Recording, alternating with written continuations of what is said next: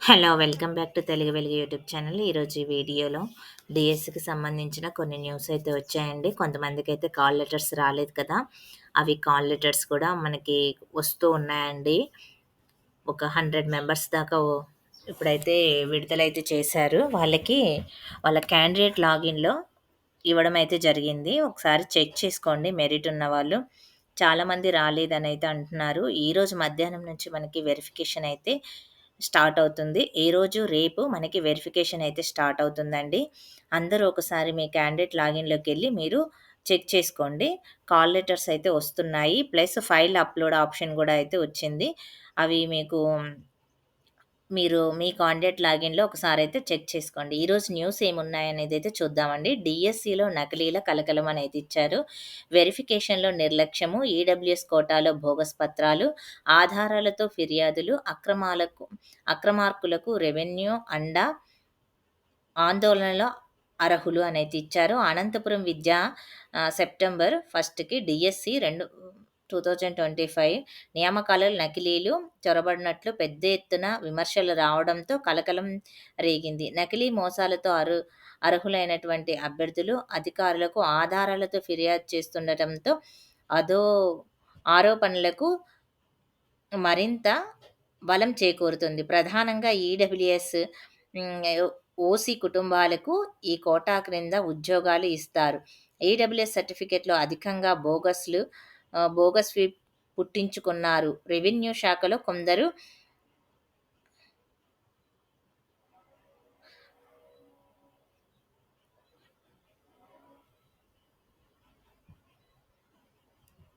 మరికొందరు రాజకీయ ఒత్తిళ్లకు తలొగ్గి నిబంధనలకు విరుద్ధంగా ఈడబ్ల్యూఎస్ సర్టిఫికెట్లు ఇచ్చారని విమర్శలు ఉన్నాయి. నిబంధనల మేరకు కుటుంబానికి 5 ఎకరాల మెట్ట భూమి ఉంటేనే అర్హులు.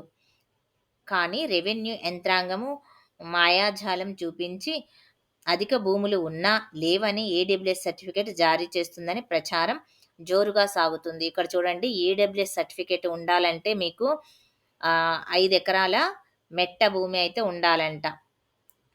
5 ఎకరాల మెట్ట భూమి ఉండాలి. అంతేకాని 5 ఎకరాల కంటే ఎక్కువ ఉంటే ఈడబ్ల్యూఎస్ సర్టిఫికేట్ అయితే ఇయ్యరండి. ఇది ఓసీ వాళ్ళకి ఇస్తారు. అలాగా కొంతమంది అయితే తీసుకొచ్చుకున్నారంట. ఇక్కడ చూడండి, తాడిపత్రి పట్నం ఆరోపణలు మళ్ళీ కొన్ని. తాడిపత్రి పట్టణానికి చెందిన ఒక అభ్యర్థి డీఎస్సీలో ఫిజికల్ డైరెక్టర్ పోస్టుకు ఎంపికయ్యారు. ఈయనది కడప జిల్లా కొండాపూర్ మండలం. తాడిపత్రిలో నివాసం ఉంటే ఇక్కడ చదివి లోకల్గా ఇప్పుడు పోస్ట్ దక్కించుకున్నాడు. ఇంతవరకు బాగానే ఉన్న ఇతడి తండ్రి పేరు మీద 8.67 ఎకరాలు, తల్లి పేరు మీద 2.68 ఎకరాల భూమిలు ఉన్నాయి. ఈ అభ్యర్థికి తాడిపత్రి రెవెన్యూ అధికారులు ఈడబ్ల్యూఎస్ సర్టిఫికేట్ జారీ చేశారని ఆధారాలతో బయటపడ్డాయి. సీల్లేరు మండలానికి చెందిన ఒక అభ్యర్థి కూడా డీఎస్సీలో పీడీగా ఎంపికయ్యారు. ఈయన ఈడబ్ల్యూఎస్ కోటాకు చెంది ఎంపిక కావడం వివాదం రేపింది. అభ్యర్థి పేరు మీద 3 ఎకరాల, ఆయన తండ్రి పేరు మీద 6 ఎకరాలు ఉన్నా పేరు మీద ఉన్నది 3 ఎకరాల 58 సెంట్లు భూమి ఉన్నట్లు ప్రభుత్వం నిర్వహించిన హౌస్ హోల్డ్ సర్వీస్లో వీరందరూ ఉమ్మడి కుటుంబంగాను చూపుతోంది. కానీ ఈ అభ్యర్థికి రెవెన్యూ అధికారులు ఈడబ్ల్యూఎస్ సర్టిఫికేట్ అయితే ఇచ్చారు. కదిరి ప్రాంతానికి ఒక అభ్యర్థికి కూడా ఈ విధంగానే జరిగిందంటండి. అందుకని మీరు ఈడబ్ల్యూఎస్ సర్టిఫికేట్ తీసుకునేటప్పుడు అక్కడ ఇచ్చినా కానీ మళ్ళీ ఇప్పుడైతే చెక్ చేస్తున్నారు. మనకి సర్టిఫికేట్ వెరిఫికేషన్‌లో రెవెన్యూ ఆఫీస్ నుంచి మనకి ఎంఆర్ఓ గారు కూడా ఉంటారండి. మీ క్యాస్ట్ సర్టిఫికేట్ ఉంటుంది కదా! మీ క్యాస్ట్ సర్టిఫికేట్, ఈడబ్ల్యూఎస్ సర్టిఫికేట్‌ని వాళ్ళు ఆన్‌లైన్‌లో మళ్ళీ చెక్ చేస్తున్నారు. మీరు బోగస్ ఉంటే గిన దాన్నైతే హ్మ్. కర్ తీసేసేసేయండి. దరఖాస్తు చేసుకొని పోస్టులకైతే డీఎస్సీ కొట్టారు. నిబంధనల మేరకు ఆహ్, పీ పీహెచ్‌లు, పీడీ పోస్టులకు అనర్హులు. అయినా కొన్నేళ్లు పీహెచ్‌డీ సదరన్ సర్టిఫికేటు, పింఛన్ తీసుకుంటూ అప్పుడు డీఎస్సీలో సాధారణ వ్యక్తిగాను ఉద్యోగం పొందడం పైన తీవ్ర చర్చలు సాగుతుంది. ఇలాగా మరికొన్ని మాత్రమే ఉన్నాయి. ఇట్లా మెడికల్ సర్టిఫికేట్ మనకి సదరన్ సర్టిఫికేట్ ఉన్నా గానియండి, పీహెచ్ వాళ్ళకి ఇప్పుడు మళ్ళీ అయితే టెస్ట్ జేస్తున్నారు. మన గవర్నమెంట్ హాస్పిటల్‌లో టెస్ట్ అయితే జేయించుకోవాలి. అలాగా మీకు సదరన్‌లో ఇచ్చినా గాని మళ్ళీ టెస్ట్ చేసి అయితే డీఎస్సీలో తీసుకుంటున్నారు. చాలా స్ట్రిక్ట్‌గా అయితే సర్టిఫికేట్ వెరిఫికేషన్ అయితే జరుగుతుంది. ఇక్కడ ఈడబ్ల్యూఎస్ సర్టిఫికేట్‌లు గూడా చెక్ చేస్తున్నారు. ప్లస్ పీహెచ్ వాళ్ళయి గూడా దివ్యాంగులయి గూడా సర్టిఫికేట్స్ అన్నీ చెక్ జేస్తున్నారండి. ఒక్కొక్కరు బోగస్ ఉన్నవన్నీ బయటపడుతున్నాయి. మీరు జాగ్రత్తగా ఉండి అన్నీ కరెక్ట్‌గా అయితే తీసుకొనెళ్ళండి. ఇక్కడ అక్రమార్లకు రెవెన్యూ సహకారం. ఎలాగైనా ఉద్యోగం సంపాదించాలనే ఆశతో అభ్యర్థులు అడ్డదారులు తొక్కుతున్నారు. ఇందుకు రెవెన్యూ అధికారులు సహకారం అందిస్తున్నారు. అందుకు తాడిపత్రి అభ్యర్థి ఈడబ్ల్యూఎస్ సర్టిఫికేట్ నిలుస్తుందని నిదర్శనము. ఆ అభ్యర్థి అభ్యర్థి తండ్రి చనిపోయాడు. ఆయన ఆహ్, ఒకడే కొడుకు. తల్లితో కలిసి ఉంటున్నాడు. కొండాపూర్ మండలంలో తండ్రికి 8.6 ఎకరాల భూమి, తల్లికి 2.6 ఎకరాల భూమి గూడా ఉంది. తాడిపత్రి నివాసం ఉంటూ ఇక్కడ తమకు భూమి లేదని చూపించుకున్నాడు. ఇట్లాగా వీళ్ళేం చేస్తున్నారంటే నకిలీ ఈడబ్ల్యూఎస్ సర్టిఫికేట్స్ అయితే తీసుకున్నారంటండి. వాళ్ళని కూడా ఇప్పుడైతే వాళ్ళకి జాబ్ అయితే ఇయ్యరండి ఇలాగా. అందుకనే మీరు మంచిగా చదివి ఇట్లా చిన్న చిన్న వాటికెళ్ళి ఎందుకండి ఇలా జేసుకోవడము. అందుకని మంచిగా జెన్యూన్‌గా ఉన్నవాళ్ళు ఈడబ్ల్యూఎస్ సర్టిఫికేట్ అయితే తీసుకోండి. ఉక్కిరిబిక్కిరి జేస్తున్నాయి. ఇక్కడైతే మనకన్నీ బోగస్ సర్టిఫికేట్స్ వలన ప్రతిభ ఉన్న విద్యార్థులు, వారి కుటుంబ సభ్యులు విలవిలమంటున్నారు. అంటే చూడండి అలా ఆ సర్టిఫికేట్ తీసుకోవడం వలన ఇప్పుడు జాబ్ అయితే వాళ్ళకైతే క్యాన్సిల్ అయితే చేశారంట. ఇక్కడ మనకి ఈ ఫిర్యాదులు గూడా వాస్తవమే అనైతే చెప్తున్నారు. డీఎస్సీలో ఈడబ్ల్యూఎస్ సర్టిఫికేట్ పైన పలు దర్యాప్తులు వస్తున్న విషయం వాస్తవమే. కొందరు బాధిత అభ్యర్థులు ఆధారాలతో సహా తీసుకొచ్చి ఫిర్యాదు చేస్తున్నారు అనేదైతే మనకిక్కడ ఇ ఇచ్ ఇవ్వడం అయితే జరిగింది. 50 మందికి నిరాశ అనైతే ఇచ్చాడు. విడుదల కాని డీఎస్సీ అభ్యర్థుల జాబితా 5న తుది జాబితా అంటూ రాష్ట్ర శాఖ అనైతే ఇచ్చారు. అనంతపురం జిల్లాలో డీఎస్సీ అభ్యర్థుల రాష్ట్ర విద్యాశాఖ అధికారులు చెలగాటమాడుతున్నారు. మెరిట్ లిస్ట్ ఇచ్చి కూడా సెలక్షన్ లిస్టు హ్మ్.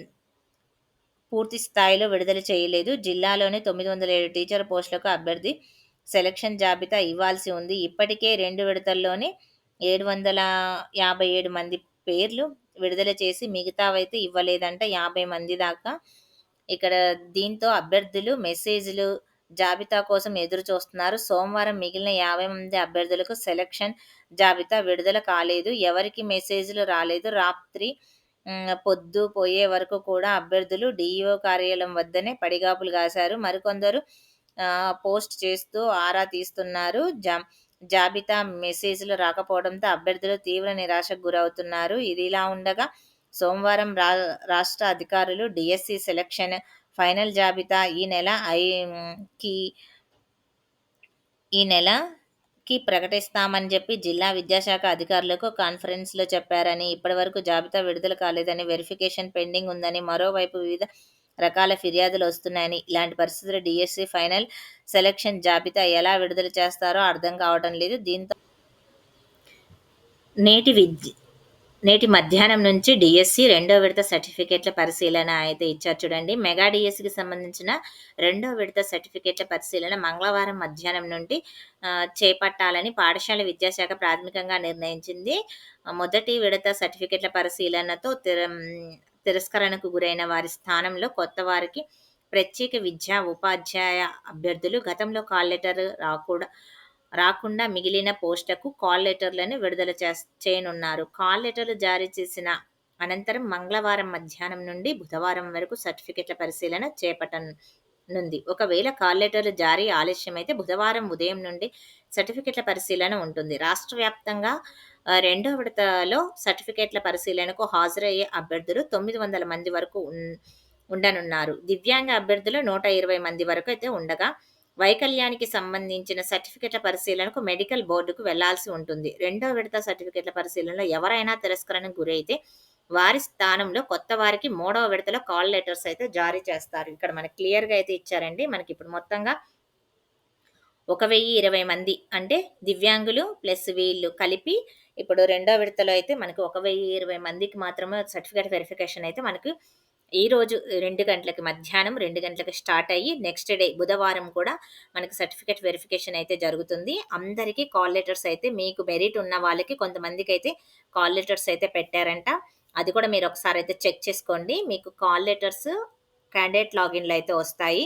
దాంట్లో మీరు ఫైల్ ఆప్షన్ కూడా ఇచ్చారు. మీ సర్టిఫికేట్స్‌ని మీ ఈడబ్ల్యూఎస్ సర్టిఫికేట్, క్యాస్ట్ సర్టిఫికేట్, మీ బోనఫైడ్స్ అవన్నీ అయితే దాంట్లో అప్‌లోడ్ అయితే చేయాల్సయితే ఉంటుంది. మీరు అప్‌లోడ్ చేసి మీరు సర్టిఫికేట్ వెరిఫికేషన్‌కయితే వెళ్ళండి. ఒకవేళ అప్‌లోడ్‌లో మీకు ఫైల్ ఆప్షన్ అప్‌లోడ్ కాకపోయినా గానీ మీరక్కడికి వెళ్తే అక్కడ అప్‌లోడ్ గూడా చేస్తున్నారు. మీకు సాధ్యమైనంత వరకు అప్‌లోడ్ చేయండి. అప్‌లోడ్ కాకపోయినా టెన్షన్ అయితే పడకండి. అక్కడికి వెళ్తే అప్‌లోడ్ అయితే చేస్తున్నారంట. ఇంతకుముందు ఫస్ట్ వెరిఫికేషన్ జరిగిన వాళ్ళకి అలాగా ఫైల్ ఆప్షన్‌లో అప్‌లోడ్ కాకపోతే ఫైల్స్ అక్కడికెళ్ళిన తర్వాత వాళ్ళైతే అప్‌లోడ్ అయితే చేశారంట. మీరు ఆ విషయం గూడా కనుక్కొని వెళ్ళండి. ఇంకా ఏమైనా డౌట్ ఉంటే హెల్ప్ లైన్ నంబర్స్‌కైతే కాల్ చేయండి.